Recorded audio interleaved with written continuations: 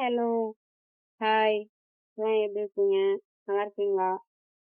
ஆ, இன்னைக்கு யார பத்தி கான்வர்சேஷன்னா, கொஞ்சம் பேசுறதுக்கு ஃபன்னாதான் இருக்கு. இருந்தாலும் பரவாயில்ல, பேசுறேன். Take your relative. Take your relative. ஏன் ரிலேட்டிவ் பத்தி பேசுறேன் அப்படின்னா, தெரியல. பேசுறேன் கேளுங்க. ஜஸ்ட் 21 தான் என் ஏஜ். இந்த 21 வயசுல என்ன மாதிரி பிள்ளைங்கலாம் ஜாலியா சுத்திக்கிட்டு என்ஜாய் பண்ணிக்கிட்டு அப்பா அம்மா காசை செலவு பண்ணிக்கிட்டு திட்டாங்க. நானும் அப்படி இருந்த ஒரு பொண்ணுதான். இப்ப வந்து சூழ்நிலை மாறிடுச்சு. ஏன்னா அப்பா இறந்ததுக்கு அப்புறம் பார்த்தோன்னா என்னோட சூழ்நிலை மாறிடுச்சு. ஆசைப்பட்டது டக்குன்னு வாங்க முடியாது. முன்னெல்லாம் 8 பேரும் பிடிவாதம் பண்ணி அப்பா கிட்ட வாங்கிடுவேன். இப்போ வந்து அப்படி வாங்க முடியாது. ஏன்னு பார்த்தீங்கன்னா இப்போ நான் சம்பாதிக்கிறேன். அப்பா காசா இருக்குன்னு ஈஸியா செலவு பண்ணிட்டேன். எனக்கு என் காசா இருக்குன்னு யோசிச்சு யோசிச்சு யோசிச்சு ஒவ்வொரு விஷயமும் வாங்க வேண்டியதா இருக்கு. ஓகேங்களா? அதுக்கும் ரிலேட்டிவ்ஸ் பத்தி பேசுறதுக்கு என்ன சம்மந்தம் அப்படின்னு நீங்க கேட்கலாம். உங்களுக்கு டவுட் வரலாம். வரணும். ஏன் அப்படின்னா அப்பா இறந்து ஆல்மோஸ்ட் 2 இயர்ஸ் கம்ப்ளீட் ஆக போகுது. ஓகேங்களா? இந்த 2 இயர்ஸா எந்த ரிலேட்டிவ்ஸும் வரல. ஒரு ஹெல்ப் பண்ணல, எதுவுமே பண்ணல. நாங்களா கஷ்டப்பட்டு நாங்களா மேல மேல வந்துட்டு இருக்கோம். அம்மாவோட அம்மா சைடு ஹெல்ப் பண்றாங்க, அப்பாவோட அம்மா சைடு பார்த்தீங்கன்னா பாட்டி ஹெல்ப் பண்றாங்க, அவ்வளவுதான். இவ்வளவு மட்டும்தான் ஹெல்ப் பண்றாங்க. இவங்க மட்டும்தான், அம்மாவோட அம்மா அப்பா, அப்பாவோட அம்மா, இவங்க தான் ஹெல்ப் பண்றாங்க. வேற யாரும் ஹெல்ப் பண்ணல. ஹெல்ப் பண்ணலையா? இவ்வளவுதான் ஹெல்ப் பண்றாங்க, வேற யாரும் ஹெல்ப் பண்ணல.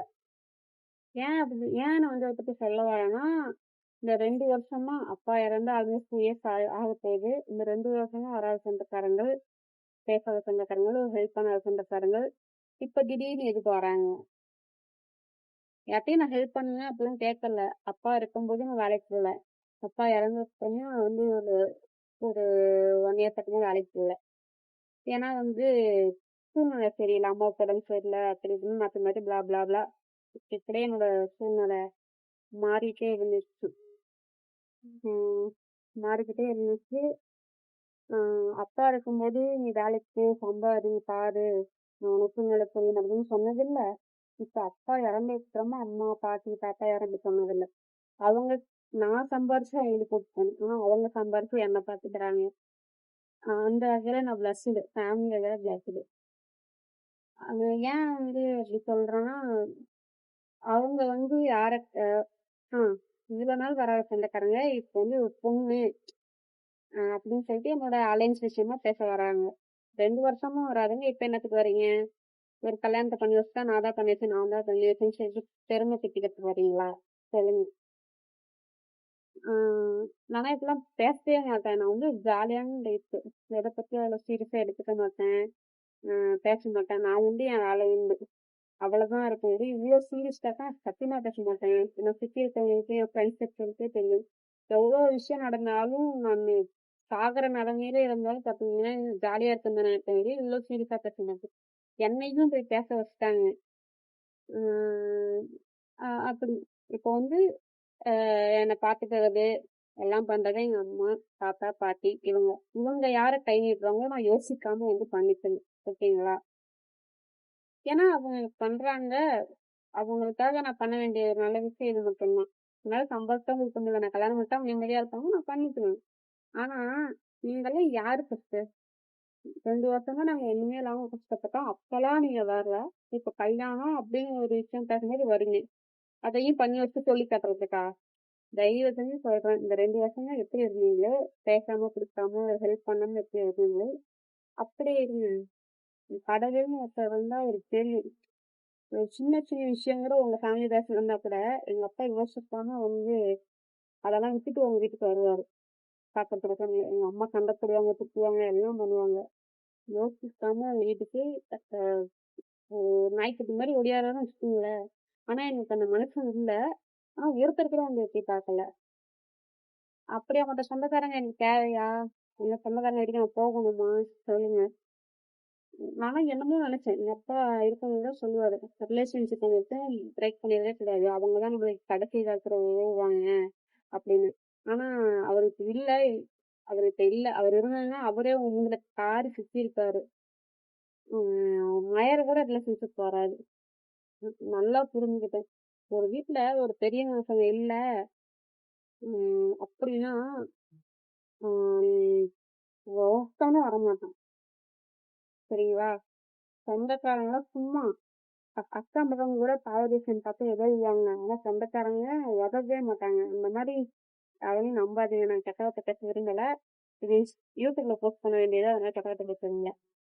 நான் கெட்ட வார்த்தையே பேச மாட்டேங்க மேக்ஸிமம். மயிருங்கிற வார்த்தை தவிர எதுவும் பேச மாட்டேன். அதுவே வந்து மயிருன்னு பேசினாலே எங்க வீட்ல திட்டுவாங்க. பேச மாட்டேன். அதனால சொந்தக்காரங்க நம்பாதீங்க. கடவுள்னு ஒருத்தர் இருந்தாருன்னு வச்சுக்கோங்களேன், கண்டிப்பா கேட்பாரு. எங்க அப்பா பண்ண ஒரு சின்ன சின்ன விஷயம் கூட எங்களுக்கு நல்லதா வந்து சேராம போயிடும். கண்டிப்பா வரும். என்ன கொஞ்சம் டிலே ஆகி வந்து சேருது. உங்களுக்குலாம் சீக்கிரமா வருது. இன்னைக்கு நாங்க கஷ்டப்படுறோம்னா, கொஞ்ச நாள் நீங்க கஷ்டப்படுவீங்க. இப்படியே நாங்க கஷ்டப்பட்டுலாம் இருக்க மாட்டோம். ஒரு நாள் நாங்களும் முன்னேறி வருவோம்.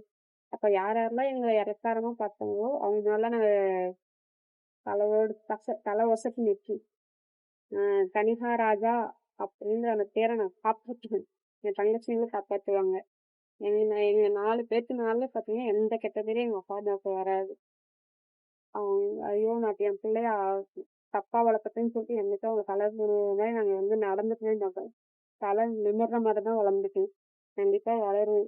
எங்க அப்பா எல்லாத்தையும் முட்டாளா நம்பின மாரி, பிளைண்டா நம்பின மாரி நான் யாரையும் நம்ப விரும்பல.